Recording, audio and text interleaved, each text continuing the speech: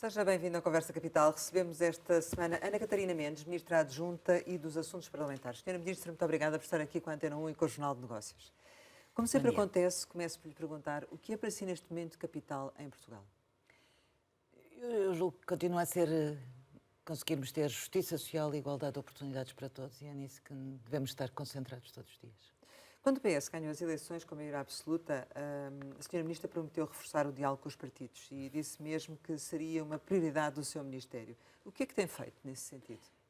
Eu julgo que essa prioridade está todos os dias em quem é um democrata, estruturalmente democrata, tem as responsabilidades da relação do governo com o Parlamento, e por isso tenho pautado o meu comportamento sempre nesse diálogo permanente com todos os grupos parlamentares, seja porque há coisas para decidir em sede de conferência de líderes, seja porque há propostas do governo, propostas de lei do governo, que estando no Parlamento precisam de algum cuidado neste diálogo. E devo dizer que ao final de um ano e meio tenho um saldo positivo daquilo que tem sido o diálogo entre os vários grupos parlamentares. Ou seja, os outros partidos, independentemente da direita ou à esquerda, têm sido receptivos às suas propostas, a esse seu diálogo e nunca se sentiu frustrada nesse diálogo ou que com pouca vontade de continuar? Não, sinto sempre uma enorme motivação, porque eu acho que a democracia se faz mesmo com isso. É uns dias conseguimos que esse diálogo tenha mais frutos, outros dias nem sempre gera alguma frustração, mas eu acho que, de uma maneira geral, o saldo é mesmo positivo de quem continua a privilegiar esse diálogo e continuará a privilegiar. Mesmo com o Chega? O Chega foi eleito e, por isso, mesmo que a minha linha ideológica seja diametralmente oposta e que esteja totalmente em desacordo, isso não retira aquilo que deve ser o respeito pelos eleitos na sede parlamentar. A questão é que muitas vezes não vimos... E manter o diálogo institucional. Claro, muitas vezes não se vê o resultado prático desse diálogo. O vê e estamos desatentos. Eu julgo que se vê, eu julgo que quando nós estamos a falar, agora que vamos entrar de novo no Orçamento do Estado, ou quando estamos a falar da necessidade de agendamentos que são mais prioritários e cuja flexibilidade é necessária de todos os grupos parlamentares. E depois, o Parlamento é uma instituição muito dinâmica. Eu tenho 20 e muitos anos de Parlamento e, portanto, aprendi Conhece bem os dois muito lados, não é? naquela função que há de conseguirmos entrar em alguns acordos para alguns diplomas. Ora, nem sempre conseguimos que tudo seja aprovado, mas isso faz parte também das nossas divergências. E o que é que espera em termos de resultado do que será a votação desta proposta do Orçamento do Estado para 2024? Ou seja, o ano passado o Orçamento passou com os votos do PS, com as abstenções do PAN e do LIVRE e todos os outros partidos votaram contra. Aposta num cenário idêntico este ano? Bom, daquilo que já se conhece das oposições, o cenário parece-me poder vir a ser esse. Não sei ainda qual é a decisão dos partidos, mas quer dizer, quer o PSD, quer o Bloco de Esquerda, quer o PCP, já disseram qual é o seu sentido de voto. Independentemente do sentido de voto, isso não exclui duas coisas essenciais. A primeira é que é aquilo que nós, aliás, fizemos e continuamos a fazer com o Sr. Ministro das Finanças, de ir ao Parlamento explicar o cenário macroeconómico e aquilo que são as perspectivas para o próximo ano, em termos orçamentais, aquilo que são os resultados das políticas e das opções tidas em 2023 e, portanto, que permitem agora construir as soluções para 2024 e, portanto, esse diálogo continua a ser feito e depois cada partido fará a sua avaliação. Temos o segundo momento, que é o momento da apresentação em sede parlamentar, com o debate na Generalidade já na segunda e terça-feira, e temos um momento em que a especialidade fala por si, ao longo dos anos as propostas vão-se somando umas atrás das outras, e nesse momento cá estaremos também para discutir o que tivermos para discutir. Mas vai tentar conseguir obter, no mínimo, a abstenção do PAN e do LIVRE? Eu julgo que, olhando para o orçamento de 2023 e daquilo que foram as propostas aprovadas e acolhidas da oposição, e vendo hoje aquilo que está em execução e que já está cumprido e que é uma parte muito significativa das propostas que foram inscritas em Orçamento do Estado, a minha perspectiva é uma perspectiva de continuar esse diálogo, sem querer antecipar, evidentemente, o sentido de voto, nem me compete a mim antecipar os sentidos de voto dos grupos parlamentares, mas continuarei a manter esta porta aberta, porta aberta à discussão, às negociações, ao confronto de ideias, à melhoria de propostas que considerem que há lugar, mas eu devo dizer que essa deve ser mesmo a atitude responsável que nós, de resto, temos mantido ao longo dos 8 anos. Eu julgo que vale a pena olhar. É verdade que o contexto 2015-2019 foi um contexto particularmente exigente por ser novo. Era a primeira vez que um partido tinha apoio parlamentar e que, portanto, exigiu muito diálogo, evidentemente, na construção das soluções.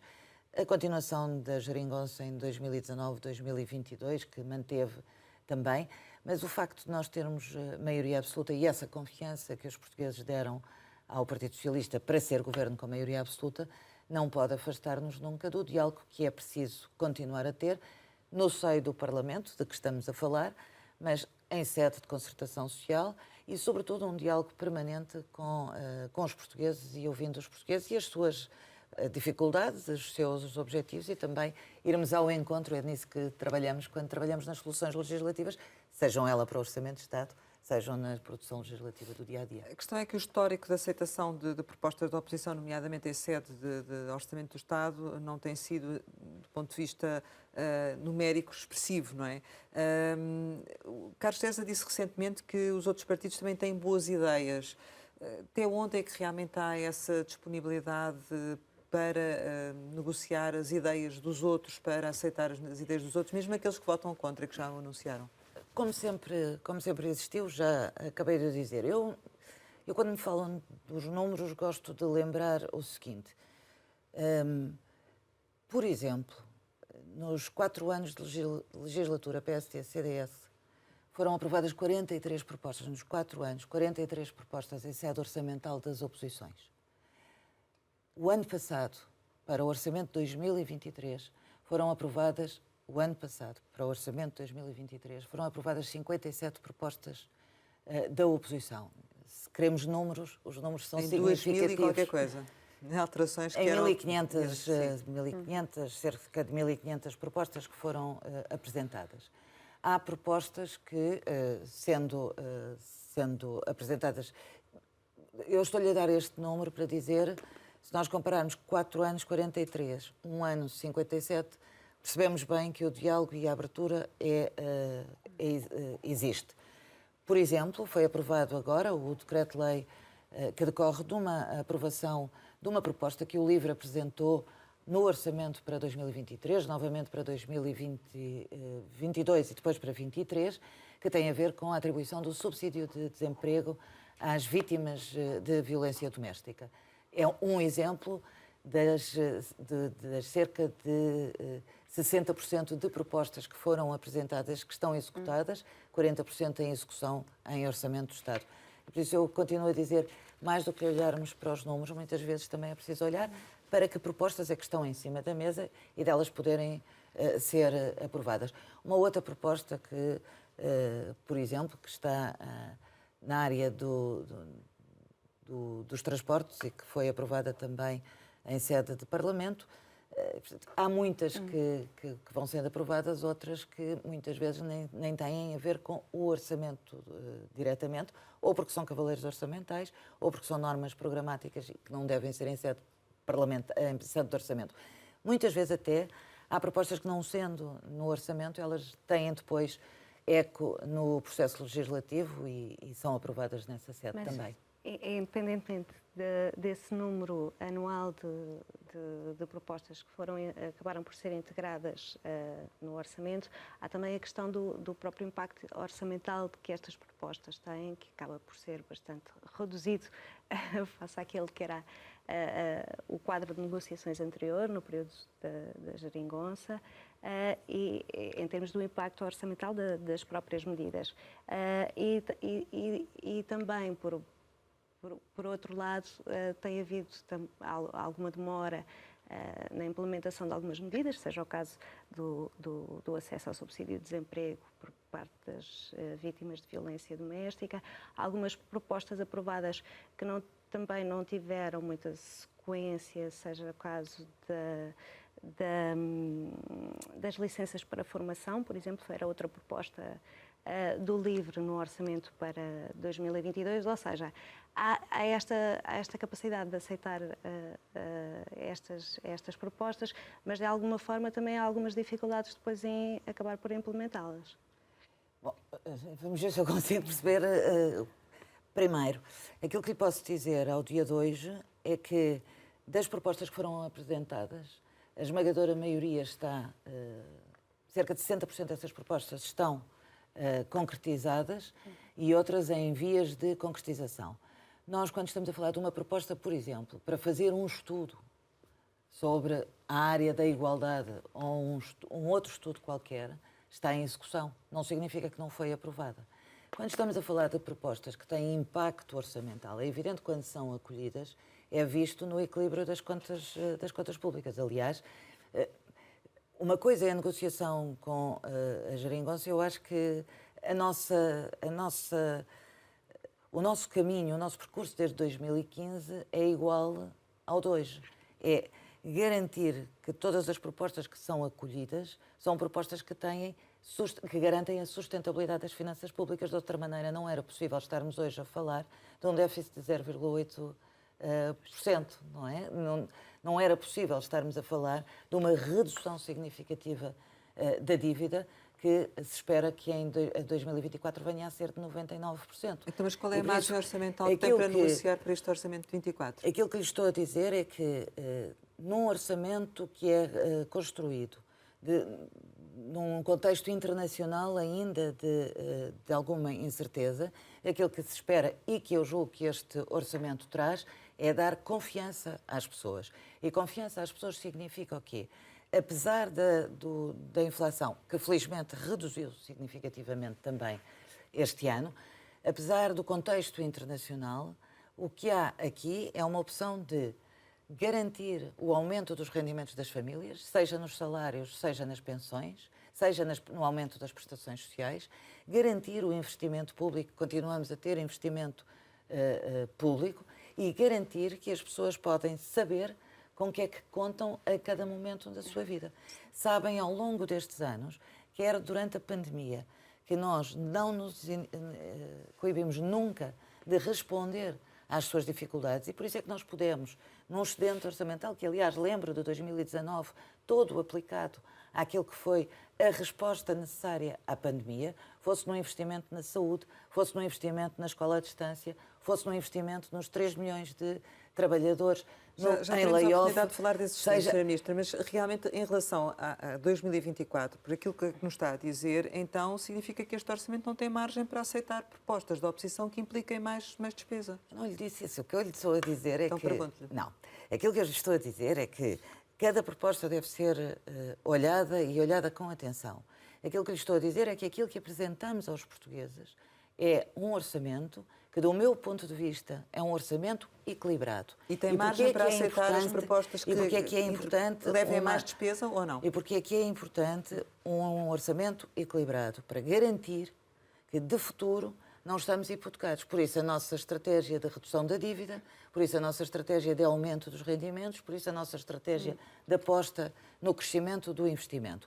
É evidente que, em sede orçamental, como sempre fizemos, com a responsabilidade da ponderação e o equilíbrio necessário, sempre ponderamos cada uma das propostas. O que eu lhe estou a dizer mesmo é que representem despesa, mais despesa.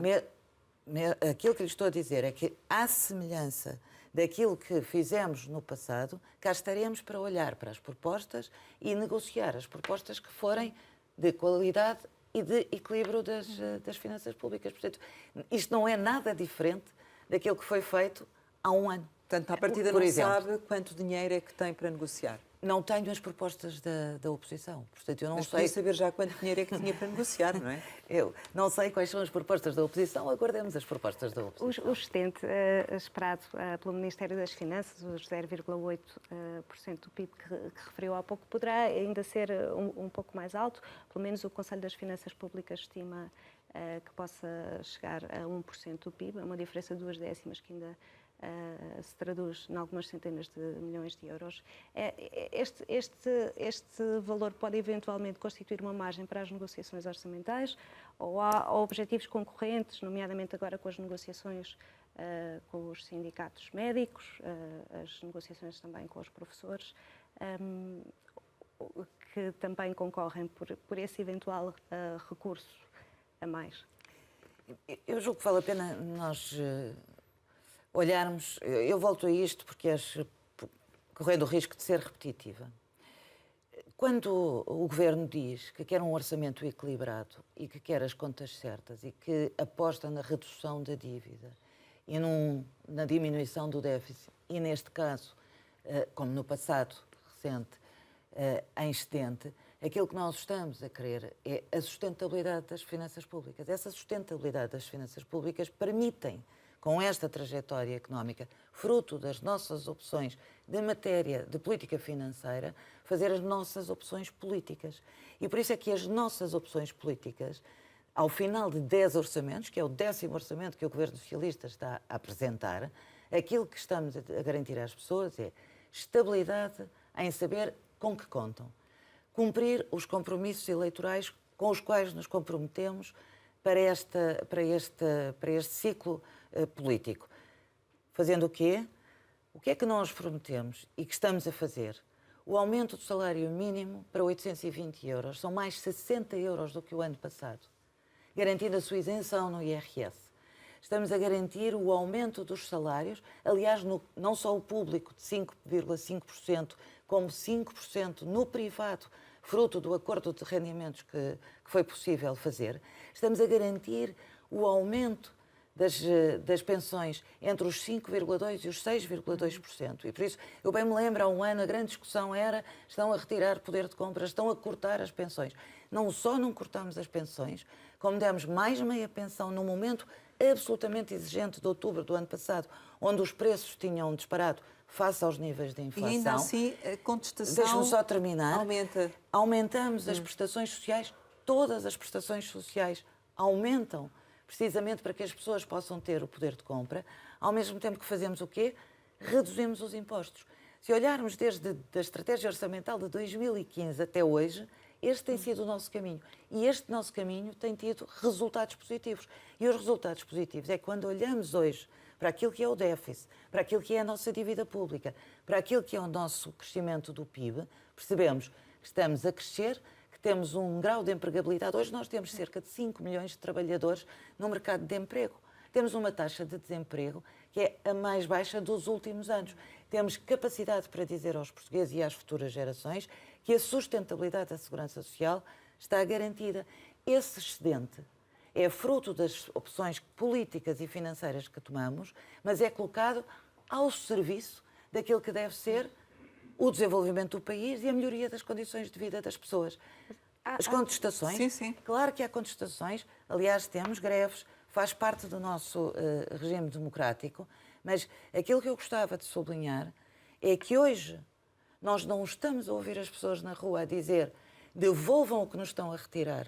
Nós estamos a ouvir as pessoas dizer: deem-nos mais do que aquilo que estão a conseguir dar. E aquilo que o Sr. Primeiro-Ministro tem dito ao longo dos tempos, e eu estou totalmente de acordo, é que nestas opções é preciso dar passos seguros e sólidos e sustentáveis, e que garantam que, quando nós temos a opção da redução da dívida, nós estamos a falar para as futuras gerações que não vão de ficar hipotecadas com aquilo que são as opções que fazemos hoje. Mas as opções que fazemos hoje são opções que garantem esta diminuição da dívida, ao mesmo tempo que reduzimos impostos, melhoramos os salários, apostamos no investimento público e privado, por isso as medidas de apoio às empresas, por isso o aumento de despesa, o aumento no orçamento, seja da saúde, seja da educação, seja da habitação, seja das prestações sociais. É precisamente para ter um Estado Social forte, uma economia resiliente e capaz de se transformar. Nós temos hoje uma transformação da economia que colhe os frutos das opções que foram tomadas lá atrás. Quando António Guterres disse é preciso apostar na educação e Mariano Gago disse é preciso apostar na ciência, nós hoje, 25 anos depois, estamos a colher frutos da geração mais qualificada de sempre, do emprego que hoje aumentou significativamente, seja o emprego científico, seja o emprego na área da investigação, que determina que a nossa economia esteja hoje a responder à transição digital, à sua modernização, à inovação. Eu acho extraordinário, depois da pandemia, da capacidade que nós tivemos enquanto país de nos reinventar, fosse no setor público, fosse no setor privado.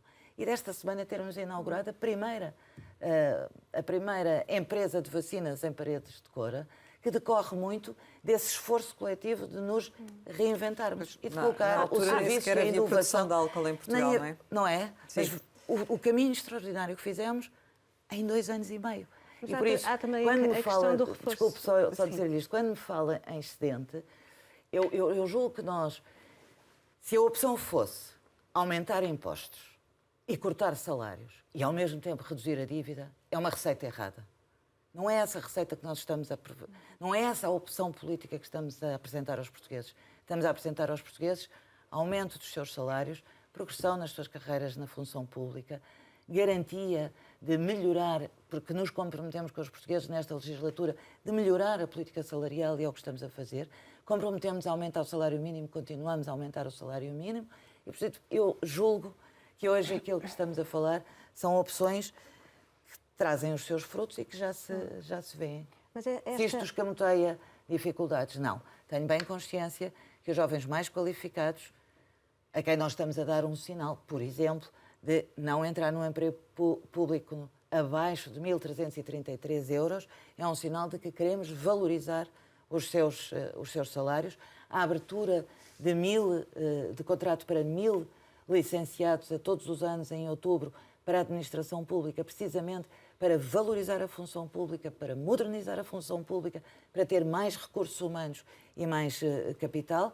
Sabemos que temos exigências ao nível da habitação e, por isso, o Conselho de Ministros aprovou esta semana também mais 2 medidas para apoiar a habitação que somam às medidas que tem o Orçamento do Estado e, por isso, o esforço é um esforço coletivo de melhoria das vidas das pessoas. Esta imagem do excedente, esta possibilidade, a perspectiva, aliás, do excedente e que poderá eventualmente ficar acima do que espera até o Ministério das Finanças e que, em princípio, e nos planos que o Governo tem neste momento, será reservado para o futuro.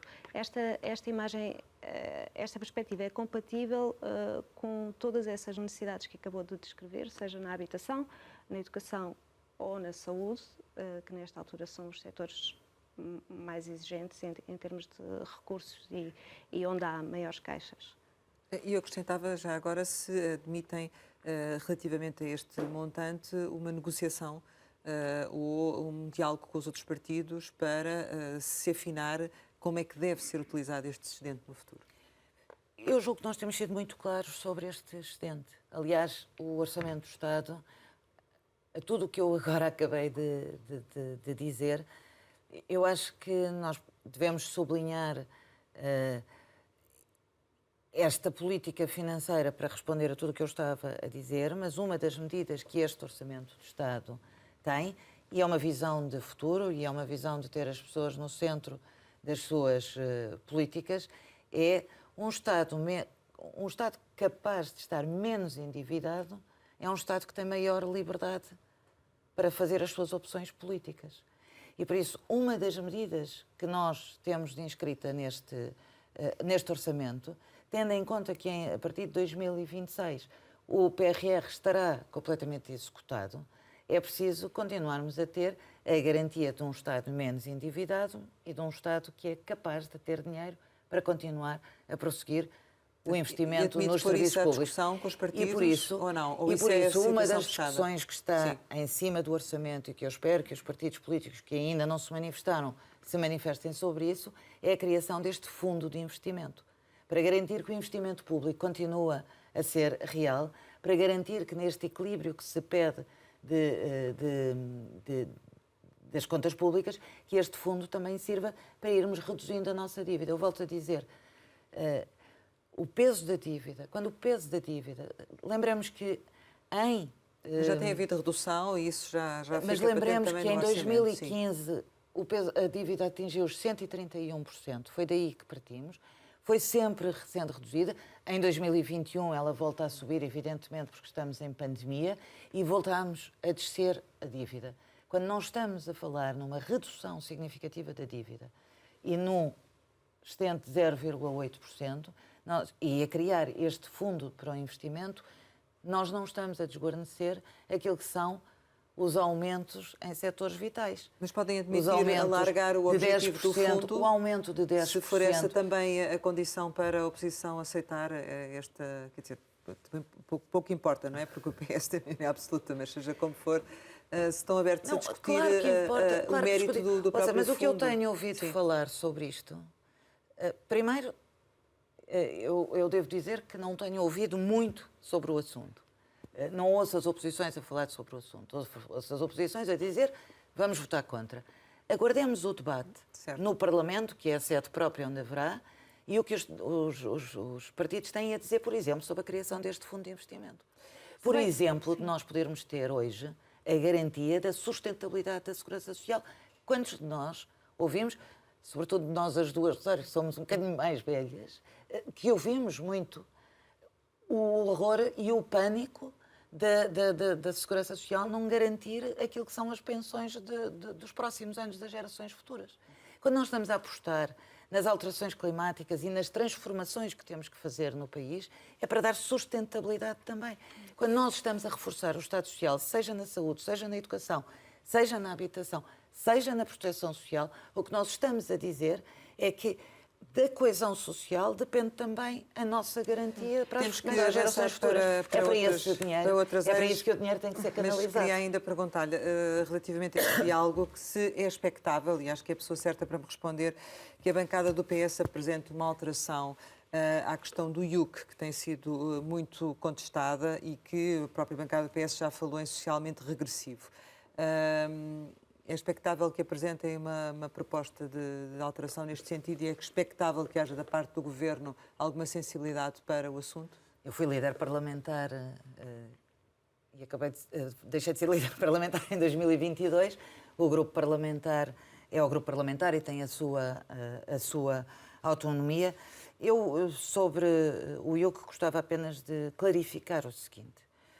A medida que foi apresentada é uma medida que visa respondermos do ponto de vista ambiental àquilo que é um desígnio nacional da descarbonização da nossa sociedade e do nosso contributo enquanto planeta também para as alterações climáticas e para aquilo que as alterações climáticas impactam na nossa vida. São várias as medidas que temos tomado, não é por acaso que ao longo dos tempos temos apostado muito nas energias limpas, nas energias renováveis, precisamente porque temos bem consciência da não dependência que... Aliás, quando foi a guerra, percebemos bem como a dependência de outros nos pode pôr em causa na nossa sustentabilidade ambiental também, e por isso tomamos várias medidas e temos vindo a tomar várias medidas que este orçamento também inscreve, e esta é uma delas. Sim. Esta é, aliás, eu gostaria de dizer, os automóveis desde 2007 têm duas componentes quando pagam o seu imposto, têm a componente da cilindrada, como têm a componente ambiental e, portanto, pagam para a redução das emissões de carbono. De 2007, os carros até 2007 pagam em função da sua cilindrada e, portanto, aquilo que se pretende é que os carros até 2007 paguem até ao limite de 25 euros ano, até ao limite de 25 euros ano, por essa redução das emissões. Mas isso, assim, há uma petição que vai ser apresentada na Assembleia da República. Como é que espera que o PS vote esta petição? Eu estou-lhe a dizer que acho que a discussão vai ser feita no Parlamento. Quando a petição chegar ao Parlamento será discutida. Aquilo que eu lhe posso dizer é que a intenção do Governo, na apresentação desta medida, tem este limite de 25 euros ao ano, tem esta preocupação também de justiça ambiental. Mas vai ser indiferente a esta contestação popular? Eu nunca sou indiferente a nenhuma contestação pessoal, nenhuma contestação popular. Acho que é útil e que é enriquecedor para os debates que os argumentos estejam em cima da mesa e que cada discussão se fará no seu tempo. Teremos oportunidade durante o próximo mês de estar a discutir também este orçamento. Eu gostava muito de, a este propósito, também dizer o seguinte, e tendo eu a tutela da juventude, permitam-me que o diga aqui, este é um orçamento para as novas gerações também, dentro daquilo que é a solidariedade intergeracional e do aumento das pensões, da melhoria de vida, dos rendimentos de que já falamos. Este é um orçamento muito virado para os jovens. É virado para os jovens na medida do IRS jovem e daquilo que é a tentativa de, ao mesmo tempo que tentamos subir os ordenados, baixar os impostos para que haja maior rendimento. É um orçamento para os jovens nas medidas que temos de apoio à renda, seja no apoio direto à renda, seja naquilo que deve ser o reforço do programa Porta 65 para os mais jovens, para o arrendamento dos mais jovens. É um orçamento para os mais jovens naquilo que é o prémio salarial e a devolução do valor da propina, seja da propina de licenciatura, seja da propina de mestrado, para quando começam a trabalhar. É um orçamento para os mais jovens, quando a gratuitidade dos passos até aos jovens de 23 anos é uma realidade neste Orçamento do Estado. É um orçamento para os jovens, quando nós estamos a apostar e continuamos a apostar para as famílias mais jovens, no alargamento da rede de creches gratuitas para todos os jovens. Mas ainda assim, apesar disso tudo... Deixe-me só de concluir com mais uma medida que sim, me parece importante também, sempre relembrar, porque estas coisas, nós não estamos sempre a inventar uma medida ou mais outra medida. Sim, e temos em cada orçamento nós vamos acrescentando e isso, melhorando as medidas, como os manuais gratuitos também, que significa liquidez na vida das pessoas. Bom, mas bem e sabe aumenta que, os seus rendimentos. Não deixando de ser mais ajuda, bem sabe que ainda é impossível a um jovem com o primeiro emprego sair de casa dos pais e sustentar-se sozinho, apesar de todos esses apoios. Portanto, apesar de todos esses apoios, é verdade que os números têm vindo a indicar, e o estudo mais recente de todos já diz que já há uma inflação, não fruto destas medidas deste orçamento que ainda nem entraram em vigor, mas daquilo que se vai fazendo ao longo dos anos e vai começando a haver uma inflação. Sim, reconheçamos todos que o problema da habitação não é um problema hoje apenas de Portugal, é um problema nacional. Dir-me-á, mas com o que está do lado de lá da fronteira, a verdade é que nós estamos a responder, não é por acaso, que aquilo que está inscrito para a área da habitação no PRR é o maior investimento de sempre que nós podemos fazer na área da habitação. Eu espero que tenha resultados nos próximos tempos. E que se concretize e que se execute. Relativamente ao Serviço de Estrangeiros e Fronteiras, ele fica extinto este fim de semana, surge uma nova agência, a Agência para a Integração, Migrações e Asilo.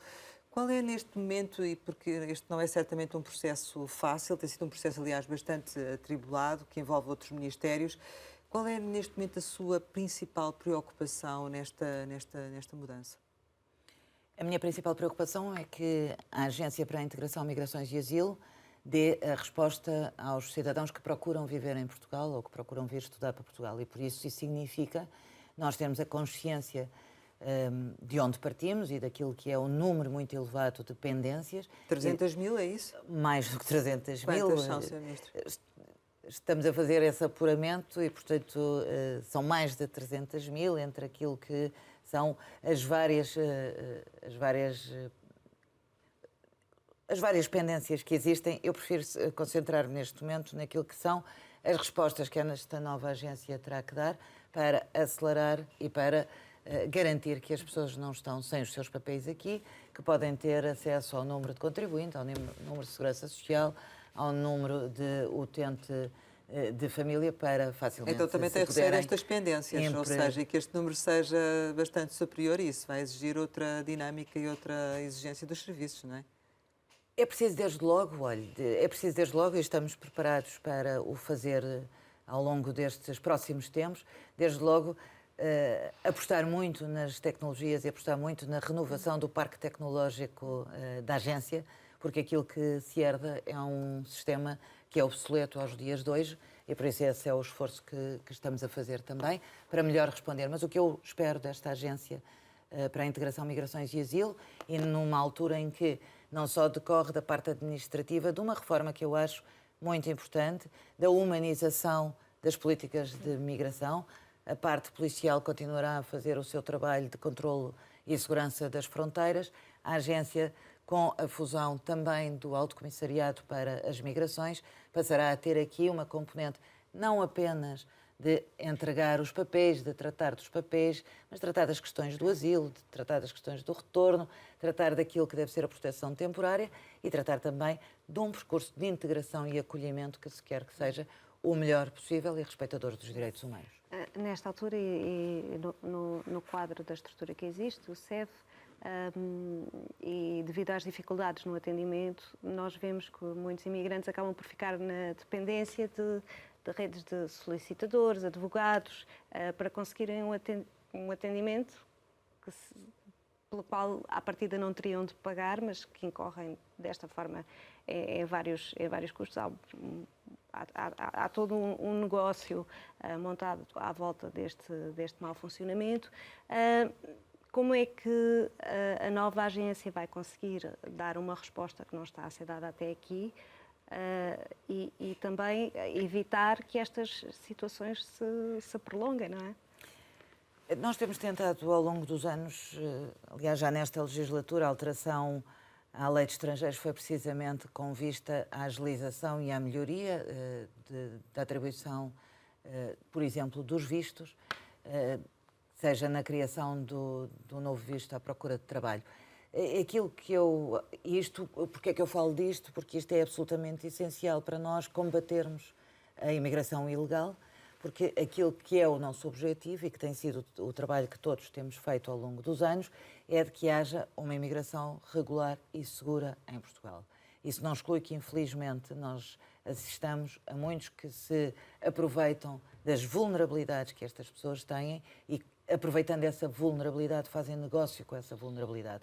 Eu rejeito isso completamente e, por isso, aquilo em que estamos apostados nesta nova agência, em que não é expectável que no primeiro mês nós consigamos ter todas as respostas face às pendências que temos, mas a aposta que estamos a fazer é precisamente nisto, no reforço dos recursos humanos e também na digitalização dos serviços, de forma a que nós consigamos responder a essa realidade. Mas esta questão de acesso ao serviço público, neste quadro que é agora do CEF, passará a ser da nova agência, não suscita também a necessidade de se perceber porque é que este atendimento está a funcionar assim, digo da parte do Governo, o Governo não coloca a questão porque é que o atendimento ao imigrante para as autorizações de residência passou a funcionar com estes intermediários, quando à partida não seria necessário, tentou perceber porque é que isto acontece, para garantir até que não se irá repetir, não é? A única coisa que eu lhe posso prometer, e a única coisa que posso prometer, é que estamos mesmo muito, muito empenhados em melhorar significativamente o atendimento aos estrangeiros, em garantir que o serviço público seja um serviço público de excelência e em garantir que as pessoas não estão com estes tempos de espera eternos que atrasam e adiam as suas vidas. Haverá mais procedimentos online, por exemplo? Por exemplo. E relativamente ao quadro de pessoal, quantos elementos terá mais ou com quantos Nós ficará? herdamos 495 funcionários que vêm do anterior CEF e 168 funcionários que vêm do Alto Comissariado para as Migrações. Portanto, é nesse quadro que estamos a trabalhar neste momento, com todos esses profissionais. As pessoas continuarão a ter os atendimentos e, como lhe digo, apostados em melhorarmos o atendimento. Os atendimentos presenciais continuarão a ser feitos nos mesmos sítios? Para já sim. Para já sim, nesta fase de transição. E relativamente ao financiamento para a agência, como é que ele vai funcionar? Ou de que montante é que estamos a falar? Que orçamento é que vai ter? Está inscrito no Orçamento do Estado, são 81 milhões de euros para o funcionamento desta agência. Certo. Havia uma questão que era, portanto, a nova agência para as migrações, ela vai também passar a escrutinar as associações que são representativas dos imigrantes, é isso? Ou seja, em termos da atribuição e dos critérios para a atribuição de subsídios. Será assim? No fundo, acaba por fazer uma parte que o ACM já fazia. Exatamente. O ACM, eu não diria escrutinar, não escolheria esse verbo, vai continuar a trabalhar em parceria e em cooperação com estas associações de migrantes. Tem, aliás, o Conselho para as Migrações, continua a ter uma componente muito forte naquilo que é o acolhimento e naquilo que é o combate ao racismo e à xenofobia também nesta entidade. Continuará a trabalhar por isso mesmo com todas as associações de migrantes em Portugal. A certa altura há vozes que se têm levantado ou há questões que se têm colocado sobre se este dinheiro que está a ser entregue às associações se efetivamente está a ser bem emprego, onde ele realmente faz falta por parte das associações e se há um acompanhamento desse trabalho. Agora com a agência, eu não sei se tem também esta visão ou não, mas com a agência pretende melhorar também isso? Eu não tenho essa visão, tenho a visão, aliás, de que há um conjunto de critérios aos quais devem obedecer as associações para poderem beneficiar de um conjunto de apoios. E consegue garantir que estão a cumprir esses critérios? O que eu tenho hoje, ao dia de hoje, o relato que tenho é esse. Sempre que há alguma indicação de que não estão a ser cumpridos os critérios, tomam-se as decisões que são necessárias, mas não tenho nenhum relato nisso. Então não haverá alterações agora com a agência na atribuição desses subsídios? Ou nós estamos a falar de uma nova entidade. Como estamos a falar de uma nova entidade, estamos a falar de um conjunto de coisas que vão acontecer. Aquilo que lhe estou a garantir é que os critérios que já estão hoje na lei não significa que daqui a uns tempos não possamos revisitá-los, melhorá-los, encurtar, aumentar. Aquilo que lhe estou a dizer é que, ao dia de hoje, a AIMA, que absorve essas competências do Alto Comissariado para as Migrações, continuará a ter parcerias absolutamente estratégicas e necessárias com as associações de migrantes em Portugal. Em relação à questão da imigração, e há pouco falava de como Portugal alterou a sua lei de estrangeiros e facilitou o acesso ao país. Minha questão é se tem havido uma política coordenada com o número de chegadas, porque de repente com essas alterações precipitou-se também o número de pessoas que começaram a chegar ao nosso país, e os últimos dados é 1,1 milhão de pessoas nascidas no estrangeiro que estão em Portugal, com uma efetiva política de acolhimento, porque muitas vezes a percepção que existe, por alguns casos isolados, mas também em termos gerais, é que realmente de repente Portugal começou a receber muitos imigrantes que estão até para funções onde não havia portugueses a ocuparem esses lugares no mercado de trabalho, mas ao mesmo tempo isso não foi acompanhado de uma verdadeira política de acolhimento. É mesmo assim, Sr. Ministro? Eu julgo que os fluxos migratórios e as migrações mudaram significativamente em Portugal. Nós tivemos, por exemplo, 7 vezes mais refugiados do que o ano passado, do que tínhamos tido nos últimos 5 anos, e há um aumento considerável de cidadãos estrangeiros a procurarem Portugal. Mas foi surpreendida por esses números?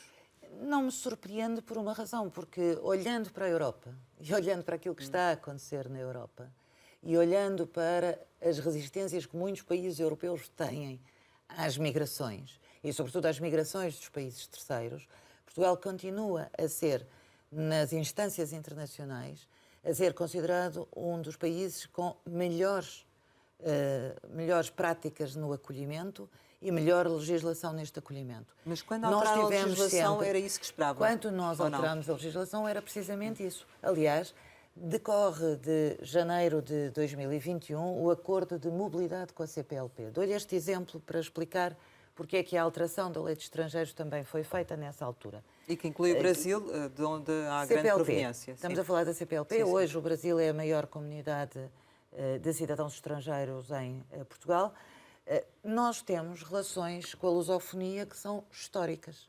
Essas relações permitem que nós vamos sempre aprofundando mais o nosso contacto, as nossas parcerias, a nossa cooperação, e por isso a CPLP tem desempenhado aqui também um papel muito importante. Quando nós falamos do acordo de mobilidade com a CPLP, nós estamos a falar da mobilidade dos estudantes, mas estamos a falar também da mobilidade dos trabalhadores. Nós sabemos que hoje temos um país mais envelhecido, com uma pirâmide demográfica invertida, e sabemos também como é possível nós casarmos, ao mesmo tempo que damos apoio às melhorias de vida das pessoas para que as pessoas cá fiquem, também garantir que as pessoas que aqui chegam possam ter essas condições de vida e, por isso, bem acolher. Mas está satisfeita com o que estamos a fazer? Se eu estivesse satisfeita, não estava nas funções onde estou. Eu acho que nós Sim. nunca podemos estar satisfeitos porque nunca estão cumpridas as coisas. Agora, sei dizer o seguinte, sei que estamos a fazer, e devo dizer isto também. Porque não há casas para quem está, também não há casas para quem vem. Às E vezes é não por há isso- trabalho também para e quem é- vem. Não há outras condições que são necessárias, não é? Felizmente, aquilo que eu tenho ouvido das empresas com quem tenho reunido, e reuni já com todas, Em alguns setores, sim. de alguns setores, de muitos setores, devo dizer, com quem tenho, aliás, parceria para fazermos formação também para estas pessoas que cá chegam, e qualificação e capacitação destas pessoas para ingresso no mercado de trabalho, é que todas precisam de mão de obra e todas precisam destas pessoas e todas estão a acolher bem. Há compromissos de algumas das empresas onde a componente é a componente alojamento também. Sim, é há uma evidente, redução agora do mas há uma imposto coisa que eu acho que é muito para quem importante quando oferecer falamos de habitação. migrações. Nós, quando falamos de migrações, nós estamos a falar de nós e dos outros. Nós estamos a falar de pessoas que procuram neste país, como eu comecei este nosso programa, procuram justiça social e igualdade de oportunidades. Quando nós estamos a falar de uma política de habitação, nós estamos a falar de política de habitação para todos. Sim, os mas que quando cá falava vivem, de nós, era os que cá os estavam cá antes vivem. dos outros virem. Mas eu não gosto. Inclui estrangeiros acho- e portugueses, inclui pois, todos, mas é não que eu acho que é preciso olharmos nesta perspectiva de igualdade de oportunidades. A habitação é um desafio para todos nós. De uma boa política de habitação depende também a integração de todos, os que cá vivem e os que escolheram cá viver, os que cá nasceram e os que não nasceram. Repare que a Europa está mesmo a mudar. Depois da pandemia, 50% dos postos de trabalho que foram criados são ocupados por cidadãos que não nasceram naqueles países, por toda a Europa. 50% desses postos de trabalho. Isto diz muito daquilo que é um continente europeu, que é um continente onde a diversidade e a cultura, as diferentes culturas se vão integrando. Tenho noção que hoje a realidade na Europa e noutros países europeus, a visão não é esta visão humanista. Eu espero que nós continuemos em Portugal, e é nisso que trabalhamos, continuarmos a ser humanistas na forma como recebemos, integramos e acolhemos. Isso vai ser possível também agora neste novo contexto de conflito no Médio Oriente com israelitas e palestinianos que se encontram em Portugal? Claro, nós temos, aliás, temos obrigações europeias e internacionais, desde logo o mecanismo de solidariedade europeu, ao abrigo do qual nós temos colocado pessoas em Portugal. Essa questão, assim que se colocar, nós estamos também em condições de de continuar a receber pessoas. Ao abrigo da União Europeia e nesse contexto? Nesse contexto, claro.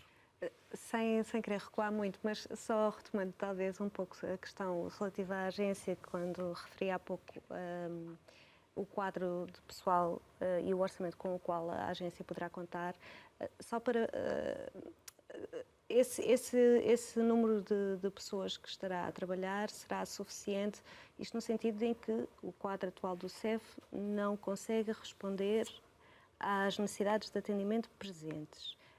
Ou seja, não havendo o reforço de efetivo de pessoal, vai ser possível dar uma resposta Teremos novidades melhor. nos próximos tempos. O meu empenho é para que tudo melhore nessa frente. É o nosso empenho. Teremos novidades nos próximos tempos. De reforço de pessoal? Teremos novidades sobre o funcionamento da agência. Que vai no sentido de efetivamente eliminar estas pendências que existem. Tem algum timing para... Eu diria que nós estamos a trabalhar em linhas paralelas. Nós temos que responder às pendências e responder àqueles que todos os dias chegam. E, portanto, a minha aposta é da melhoria dos serviços. Tem algum timing para terminar as pendências? Apresentarei nos próximos dias. Muito bem. Temos praticamente chegado ao final aqui ainda algumas questões relativamente ao Mundial de Futebol, porque também tem na sua pasta o desporto. Já nos consegue dizer quais são os custos estimados para a realização da prova em 2030? E as receitas expectáveis já agora? Eu respondi esta semana, tive a oportunidade de responder ao Parlamento esta semana, secundando, aliás, o Dr. António Laranjo, que tem sido o responsável também por este Mundial. Eu acho que, em primeiro lugar, a primeira coisa que gostava de felicitar é a Federação Portuguesa de Futebol e também o Governo que esteve empenhado nesta candidatura e na organização. Como sabe, até dia 31 de outubro será entregue à FIFA a Carta de Intenções das Federações de Futebol. É nesse momento, é a seguir a esse momento que nós temos, que as federações vão trabalhar naquilo que são os seus custos, os seus... Já tem uma percepção, mais ou menos? Aquilo que eu posso dizer é que não haverá construção, volto a frisar isto, certo. Não haverá construção de novos estádios, haverá rentabilização dos mais de 32 estágios, centros de estágio e centros de treino, para que os atletas possam aí beneficiar desses equipamentos, e julgo que até mais para a frente estaremos em condições de termos aqui uma conversa capital sobre o Mundial 2030. E receitas, tem alguma perspectiva, Sr. Ministro? A única coisa que eu posso dizer é uma coisa de um estudo que há de ser feito e, portanto, que eu espero, quando o tivermos, que possamos também discutir sobre ele, mas olhando assim à partida e sem falar em valores, eu julgo que uma organização desta natureza tem impacto direto no PIB, tem impacto direto na criação de emprego, logo tem impacto direto na criação de riqueza. Fazer uma estimativa neste momento não lhe consigo fazer. Diga-nos uma coisa, as questões associadas ao Serviço Nacional de Saúde, às manifestações da função pública, têm provocado algum desgaste na governação ou nem por isso? Não, eu julgo que nós temos tentado, ao longo dos tempos, e este orçamento é, aliás, reflexo disso, quer no Serviço Nacional de Saúde, e aliás eu estou de acordo com aqueles que dizem hoje o problema do Serviço Nacional de Saúde não é um problema financeiro. Nós aumentámos desde 2015 até agora 72% o financiamento no Serviço Nacional de Saúde. Neste orçamento, o Serviço Nacional de Saúde, o financiamento cresce 10%.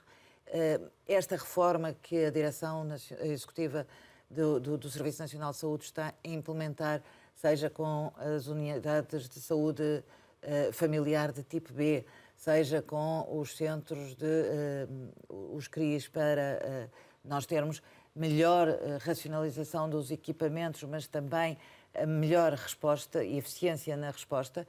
Se nós olharmos para os números, aumentaram neste ano quer as cirurgias, quer as consultas. Não estou com isto a dizer que não haja constrangimentos, acho que é preciso olhar não do lado apenas de não houve investimento, tem havido investimento, há mais de 30 mil profissionais no Serviço Nacional de Saúde, é preciso termos uma boa gestão, uma boa racionalização dos recursos e por isso eu espero que o Serviço Nacional de Saúde continue a dar-nos as respostas que felizmente têm sido... Eu acho que nós não devemos ter a memória curta quando nós hoje olhamos para dois índices. A taxa de mortalidade infantil e os progressos que nós fizemos, ou a capacidade que temos hoje de antecipação do diagnóstico de cancro. E, portanto, na oncologia, como isto tem hoje resultados muito positivos do nosso Serviço Nacional de Saúde, ou quando nós conseguimos olhar para como enfrentámos a pandemia, como respondemos e como também, a propósito da pandemia, inovamos naquilo que são as terapêuticas e naquilo que são as respostas. Não estou a dizer que não existe a contestação, não estou a dizer que não temos que responder e ouvir, mas sinto que estamos a fazer o que é possível fazer. Ouça, por definição, quem está no governo e quem está com maioria absoluta, por definição, tem desgaste, mas é preciso não nos abatermos e continuarmos a trabalhar para resolver os problemas das pessoas. Mas isso significa que seria possível voltar hoje a ter maioria absoluta se fôssemos a eleições? Eu não gosto de fazer exercícios de adivinha. Eu julgo dos dados que sinto. E dos dados que vocês têm têm internamente. E dos dados que vejo, dos que são públicos também, eu julgo que os portugueses confiaram e têm confiado no governo. Nós estabelecemos um compromisso com os portugueses É nisso que estamos concentrados, em responder aos portugueses. Nós dissemos em 2015 que íamos criar emprego e devolver rendimentos, e criámos emprego e devolvemos rendimentos. Nós hoje estamos a falar da criação de mais de 1 milhão de postos de trabalho. Nós, na pandemia, explicámos aos portugueses que íamos continuar a aumentar rendimentos e a criar emprego, porque isso cria riqueza. Continuámos a fazer isto e respondemos à pandemia. E, portanto, é o tal imagem das linhas paralelas. Nós respondemos ao estrutural, mas respondemos à conjuntura e relembro o layoff como foi absolutamente essencial para que as pessoas não ficassem sem os seus rendimentos e sem os seus postos de trabalho. Respondemos com um pacote financeiro negociado na Europa, cuja voz de Portugal foi absolutamente determinante para que ele existisse. Eu estou a falar do PRR, que tem hoje dinheiro para renovarmos a nossa economia, melhorarmos a economia, e hoje as agendas mobilizadoras, neste esforço e nesta sinergia entre as empresas e o conhecimento científico e a inovação, permitem termos hoje um tecido empresarial mais moderno. Não é por acaso que as nossas exportações subiram e subiram significativamente nos últimos tempos, e temos conseguido responder à inflação, quer com as medidas temporárias, fosse o IVA zero, que é até ao final deste ano, seja com as medidas de apoio extraordinário que demos, como os 125 euros às famílias para fazerem face ao aumento do poder de compra, fosse na redução dos custos da eletricidade ou dos combustíveis. Aspectos, aquilo em que estamos concentrados é no compromisso que assumimos com os portugueses. Melhorar os rendimentos, melhorar a capacidade de gerar riqueza em Portugal com o investimento público e com o investimento privado, garantir a confiança em momentos que nós vivemos de particular exigência e incerteza quanto ao mundo, e olhemos para o que está a acontecer neste momento com Israel Certamente. e a faixa de Gaza, é muito importante que os portugueses acreditem num sistema político que é um sistema político democrático, maduro, onde é possível continuarmos o diálogo parlamentar, o diálogo com os cidadãos, o diálogo com os parceiros sociais e, sobretudo, festejarmos 50 anos de democracia no próximo ano, onde reduzimos a dívida e onde aproveitamos o sustento orçamental ao serviço de mais justiça social e mais igualdade de oportunidades. Pedi-lhe só uma resposta mais breve para aqui esta questão que lhe queria colocar. Qual é que seria para si um bom resultado nas europeias no próximo ano? Eu digo sempre o mesmo sobre esse assunto. Eu julgo que os bons resultados, acho que os bons resultados é sempre ganhar, mas eu acho que o bom resultado é, neste momento, concentrarmos essencialmente nos bons resultados económicos e neste Orçamento de Estado. Sim, mas o PS conseguiu mais um deputado em 2019 do que tinha tido em 2014. Se aumentar o número de deputados seria possível e seria um bom resultado? Permita-me que seja Ministra dos Assuntos Parlamentares para lhe dizer o bom resultado, porque de um bom resultado orçamental, de boas contas públicas, de uma boa coesão social, depende a nossa voz na Europa para fazer as mudanças que são necessárias. E isso é que nós também temos que nos concentrar e, portanto, como Governo, é nisso que quero estar concentrada.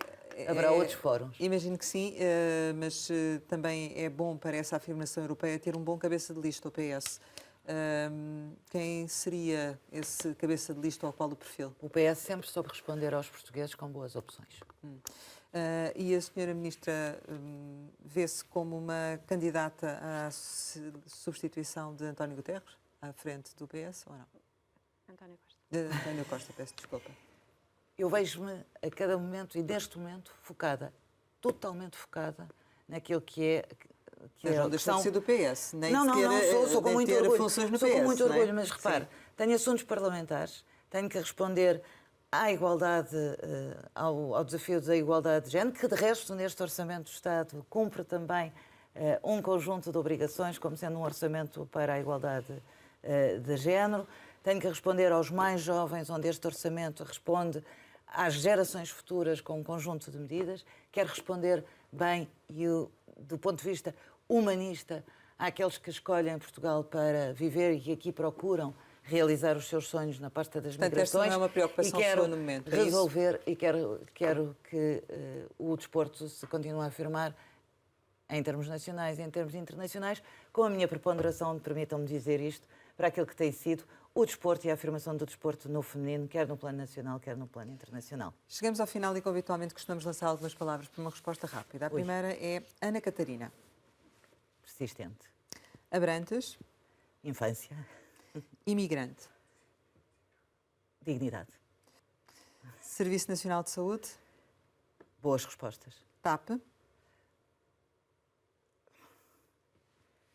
Estratégica. Alexandra Leitão. Combativa. Pedro Nuno Santos. Combativo. Ambição política. Melhorar a vida das pessoas todos os dias. Enquanto à esperança. Trabalhemos. Mãe. Realizada. Filhos. O maior desafio que temos na vida. Idade. Eu sou balzaquiana. Saudade.